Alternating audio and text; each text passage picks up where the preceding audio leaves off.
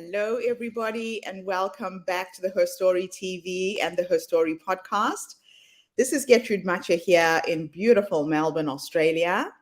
And today I am graced with the presence of yet another fascinating woman. Welcome to our tribe. Before I start, I would like to acknowledge the traditional custodians of country throughout Australia and their connections to land, sea, and community. We pay our respects to their elders, past, present, and emerging, and extend that respect to all Aboriginal and Torres Strait Islander people today. So for those of you who don't know me, I am normally based in Wellington, New Zealand. I have just recently relocated to Melbourne, Australia. And this is an acknowledgement for the owners of this country where my feet are actually stepping on now. I feel really honored to be in this space and be able to share stories of phenomenal women from all over the world from this space. I also want to acknowledge my own ancestors, the DNA they left in me, all of the skills that they bestowed on me, and let's have a fantastic morning and listen to my next guest. So please tell everybody your full name, where you're based, how old you are, and share your story with us today.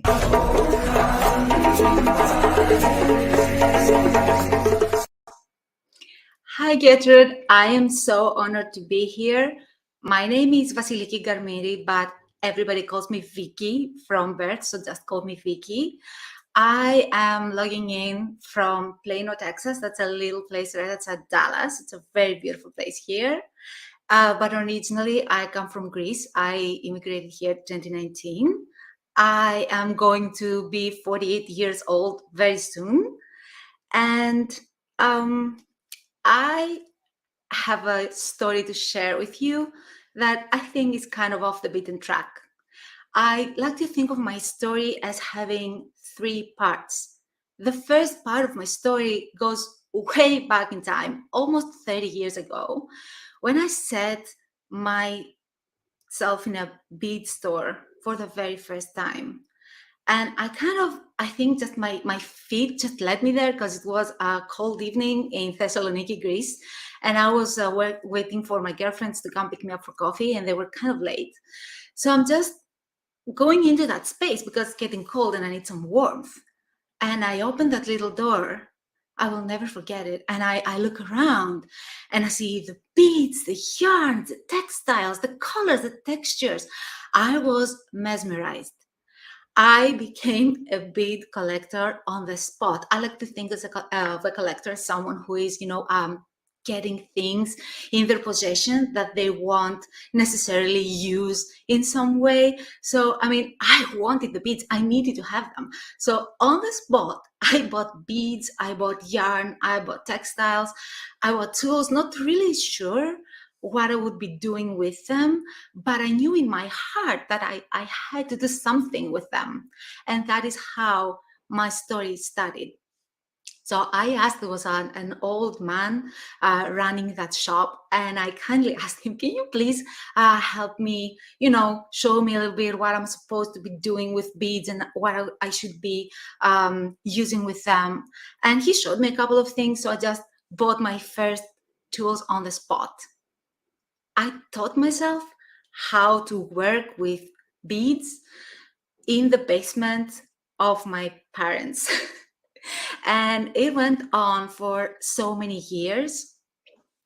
It was very interesting for me. It was something that I was always drawn to. I've always been artistic in my life. I have written poetry. I have tried to sketch, but the beads have always been my bigger love.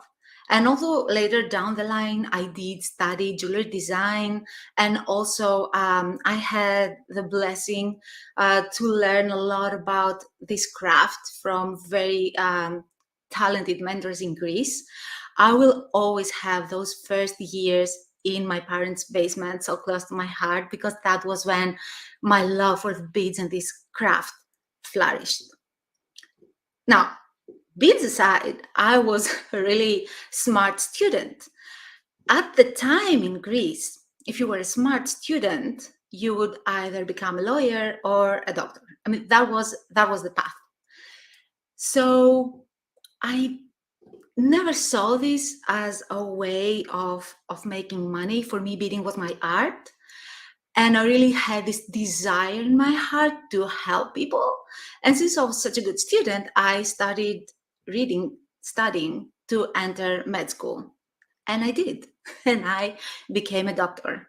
Beads were always there by my side. I was doing my beading. I was making my jewelry as a hobby because I was really enjoying it.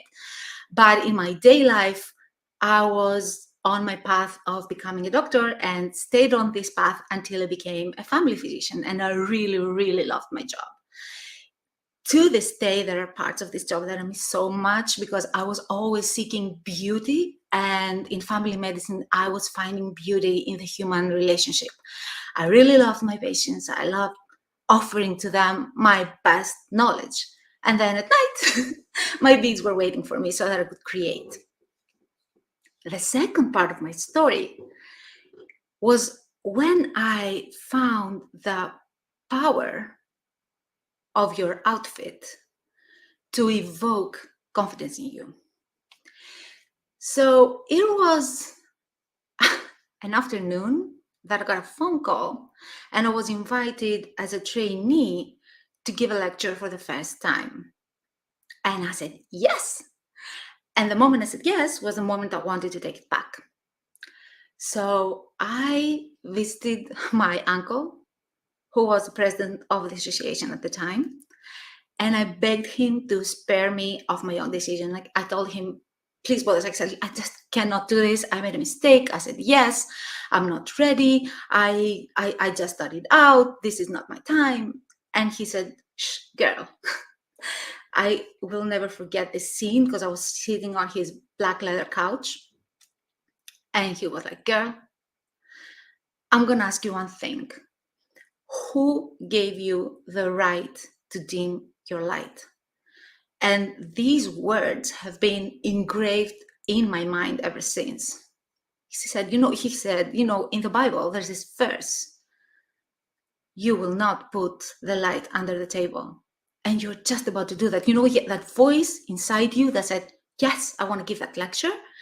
It is a voice inside you that is calling you to live a bigger dream, to be someone that is bigger, better than you are right now. And why are you dimming that voice? Why are you going back to playing small? No, I'm not going to let you do that. You said yes, and I believe it was the right decision. So you better start getting ready for that lecture because you're so giving it. And I started preparing. I had a month ahead. I prepared a lot. The more I was preparing, the more comfortable I was getting. So here comes the last day before the presentation, and I'm feeling good. And that morning that I was about to give the presentation, I'm waking up and I only have one thought in my head. What am I gonna wear? Now, for me, this was interesting because normally I would be more anxious about what I would be saying that night, but I had prepared my lecture so well that I was like, okay, now I want to look the part. So I looked into my closet, I find something, I put it on, I feel good. And I felt, something was missing. And I grabbed my favorite necklace and I put it on. And it was such a feeling I had in that moment. I was like, heck yes, I'm going to rock it. It's going to be so good tonight. I'm going to be so good on stage. I'm going to enjoy it. I want it. My uncle was right. I'm going to rock this. I take this outfit out. I go to work because I had to go to work. I come back. I get ready some hours after that, and I am ready. I'm right on stage, and my computer is in front of me. The projector is there, and I try to open up my computer, and I try to open up the projector, and nothing is working. I got so many life lessons about giving a lecture on that moment. Like, have some notes, email your presentation to yourself, have a second iPad or whatever with you. Well, I didn't have any of that. So, it is that split second that you make decisions. So I step ahead and I open my mouth and I'm really ready to say, I guess today we're not having this lecture and we will have to postpone it. That was what was in my head. And then fleetingly, as I was really ready to say that, my hand touched my necklace, and somehow I got grounded back to that feeling of, heck yes, I can do this. I can rock this presentation. So to my own surprise, I'm telling everyone, well, I guess it's going to be by heart tonight. And there are many seasoned physicians in the audience. So if you see that I omitted something or said something wrong, please chime in, because it's my first lecture on stage. And I went down and gave my favorite presentation to this day. So in that afternoon, I realized two things. A, that I like so much being on stage, and B, that what you wear, your outfit, can have such an empowering impact on you. I have been raised by a family that has valued a lot what's on the inside. And, my mom, my dad would always be very well presented, but everything that was mostly valued in the family is what's going on the inside. But on that day, I learned that the inside and the outside, they form a unity, and these two come together. So it was really a revelation for me, and all that came from that necklace. And actually what happened right there is called disruption. So I had entered a negative train of thought saying that my technology is not working and I cannot do this because I will have, to give this lecture by heart. And then the fleeting touch of the necklace grounded me back to another feeling. And that was disruption. So I kept on that revelation, and I kept on that technique because I use that technique to this day. When I come in the face of fear, I use disruption in my negative, train of thought. And then the third act, but that revelation was personal. It was with me. I still was a doctor. I was flourishing in my medical career. And the third act of my story, when all this that today is Next Goddess started happening, was when we started discussing immigration with my husband. So years after that first lecture on stage, and after many lectures on stage, I got married and I had 3 beautiful children. My husband is Greek American, and we were staying with my mom and dad-in-law in a small place in Greece called Trika. It's a beautiful place. And my husband was coming back and forth because his job was here in the States. And as a fiscal crisis was deepening in Greece, he started coming in the States more and more. And in the end, he was more in the States than in Greece. And I would see my children watching him pack his bags and burst into tears because they knew their daddy wouldn't be gone for a week or 2. He would be gone for months. So it was time to have a discussion. I was resisting this discussion for 3 children and 7 years, but there are times when matters are mature and you need to sit down and discuss them. And we felt that it was time to have that discussion seriously. So that was when we started discussing immigration seriously, like something that we should do for the sake of our children and our family. So we decided that. Now, of course, from the moment that you decide you want to immigrate until immigration is fulfilled and you're in another country, especially when this country is the United States of America, this takes a lot of time. So it took time until I did my papers with the embassy, and that was a blessing because in that time, I had time for myself to sit down and talk with myself and ask myself questions like, okay, I'm leaving behind my friends, my family, my life as I knew it. How about my career and all that I have built? So I came at the crossroads. Do I go down the medical path again? Do I do something that is around the medical field, maybe not medicine itself? Or do I do something else? Now, as a person, I like taking informed decisions, and I am not a very big risk taker. So I wanted to make sure that I was making a decision that would serve me well, at least in my present. So I took courses on career change. I took personality tests. I was seeking for an answer. What do I become? What's my life going to be in this new country? And it was interesting because instead of an answer, I found two questions. And the first of them was what really shook me up. And they were in a course about career change.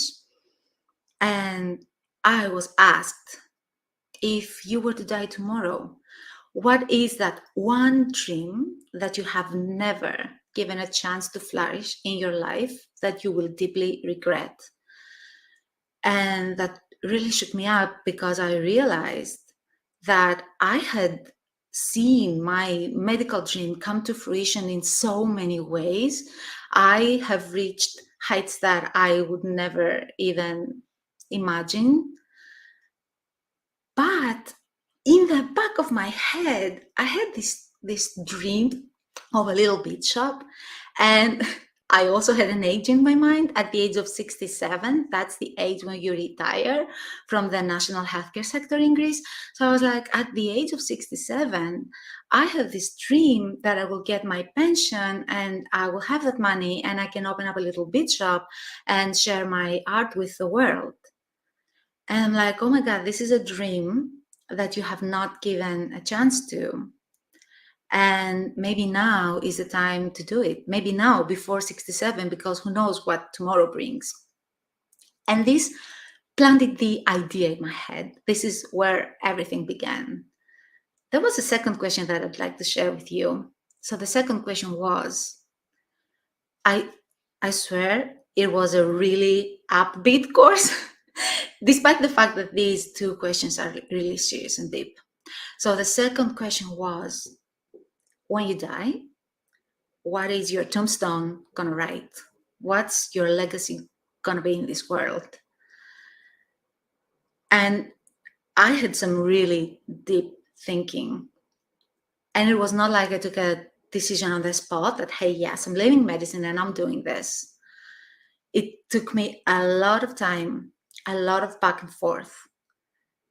And I took the final decision on the plane of immigration on that long flight. I decided that I want to give this dream a chance. And because we were coming here and I wouldn't be having any help with raising my babies, I couldn't do everything. I couldn't have my jewelry and medicine. So I decided that I want to give it a chance.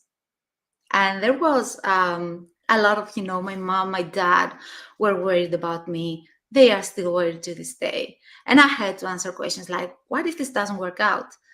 And I think that they are relieved with the answer that I gave them, that I really don't believe there are burnt bridges until you burn them.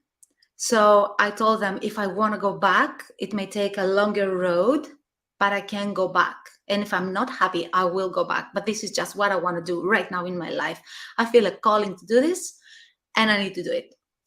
And then that happened in 2019. It took a long time until we had our first outlet online, because in this business we are together with my husband.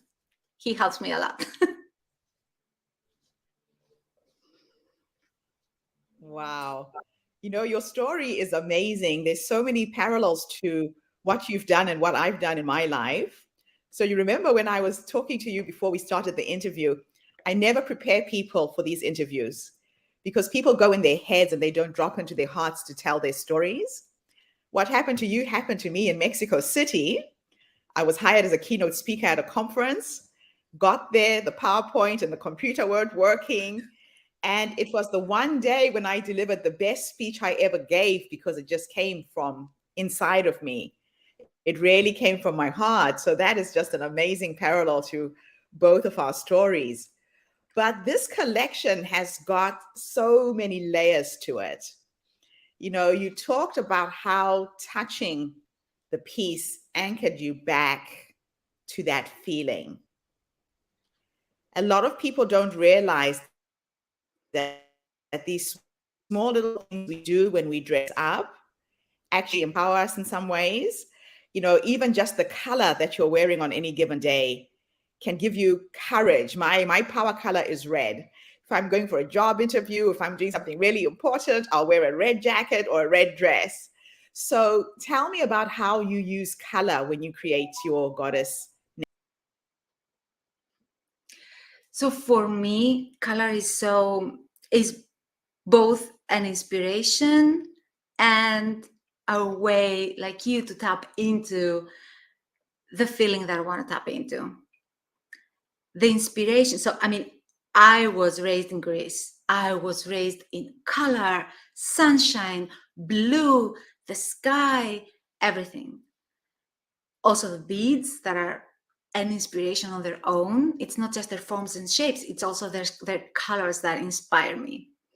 And then I use color, like you, when I want to evoke feelings in myself. I love red. I love a red lip. It's like, for me, it's also my power move, but I kind of love every color. I think I just wake up every day and I feel like wearing a color. Blue is always a favorite of mine, probably because it anchors me back to Greece and all the memories that I have from there. But I think also every color under the rainbow has a meaning for someone. It is dopamine dressing is a thing.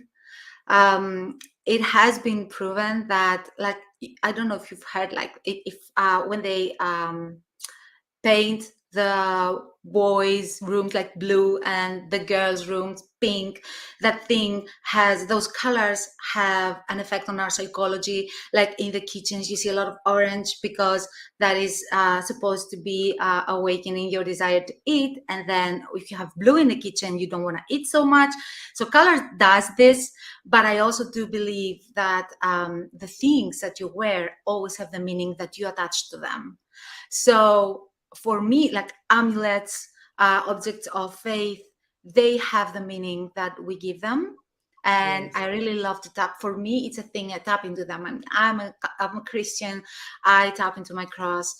We have our little goddess tag on our bracelets, and for me, that's a reminder, visual, tactile reminder of the goddess within.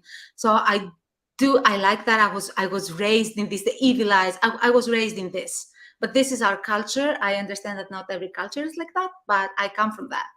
So yeah, color, Wow. amulets, that's my thing. Now, you started a business in the middle of a pandemic. How has that been? That took a lot of courage. So I take it it's an online business. It's not a store, brick and mortar business. That was our biggest challenge.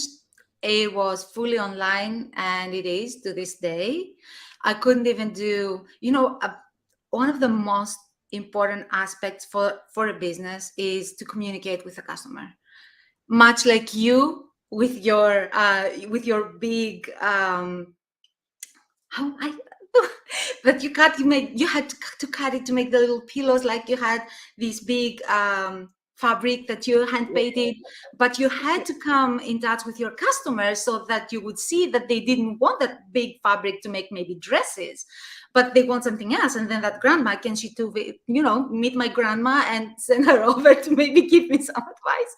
It's been hard because we couldn't communicate with our customers. All communication was online through Instagram, and we have been homeschooling all our three Yes. children years straight.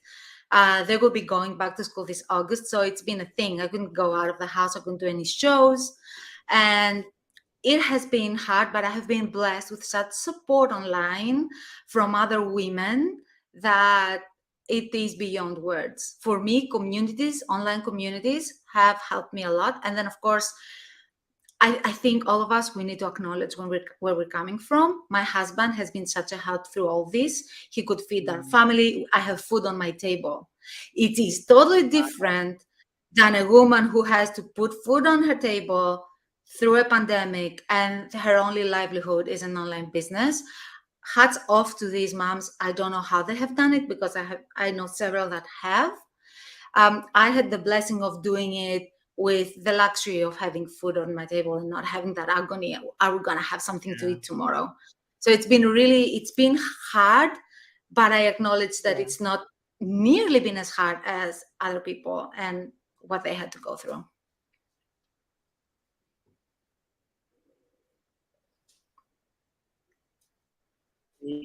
Yeah. It's cutting out.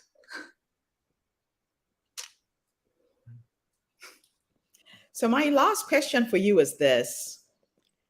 If time was an illusion and I could take you into your future, you're now 100 years old. Oh, you can't hear me? Yes, Can you I'm hear me now? 100 years old. Can you hear me now? Yes, I can. Can you hear me? Yes. No? I can. Vicky, can you hear me? Yes, I can hear you. Can you hear me? Okay, so you can hear what I'm saying. I thought you said the Yes. sound had cut out. All right, so if time was an illusion, yeah.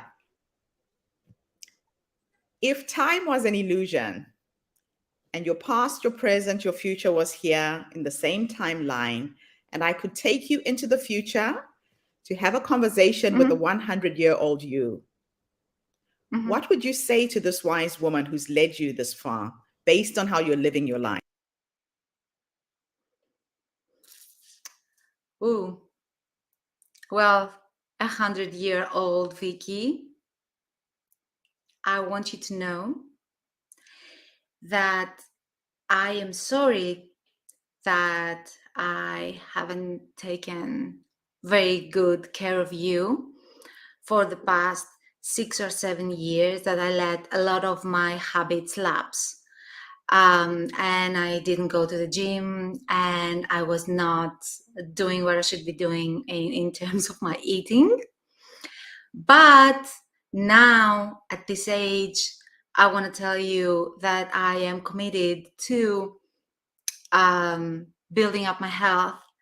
And I hope that you at 100 years old can see how I made my best from this age and on to have you as healthy as possible, and to have you surrounded by people that love you and inspire you. And I want you, Vicky, of 100 years old, to know that I am building these relationships for you now, much like I was building my relationships from the age of 6 years old till now, because I have the same friends all these years. So yeah, that's what I want my 100-year-old self to know, that I'm doing my best so that she is in the best place possible. And if you have to share anything with me, please come. Please come share.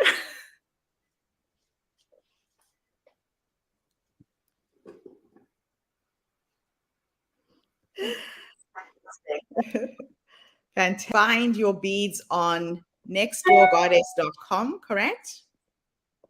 Yes, they can find our jewelry at www.nextdoorgoddess.com, and they can check us out on Instagram too at nextdoorgoddess with an _. Fantastic. Vicky, thank you so much for coming online today and sharing your amazing story. Thank you so much for having me. Excited to see where this business will go going forwards. And thank you to everybody who's tuned in today. The Her Story Circle movement is attracting some amazing and inspirational women who are changing careers, reinventing themselves. But Vicky, you are an example of somebody who's living life to the full. I commend you for that. It takes a lot of courage to change careers. And now you're doing something that will help you look after your kids, be at home, but tap into your one true love and passion. And that's a beautiful thing to observe and see. Thank you so much for coming online and sharing with us today. Thank you so much for having me. Thank you, everybody. I'll be back again tomorrow with yet another amazing guest. In the meantime, have a fantastic day, morning, or evening, wherever you are in the world. And bye for now. Thank you, Vicky.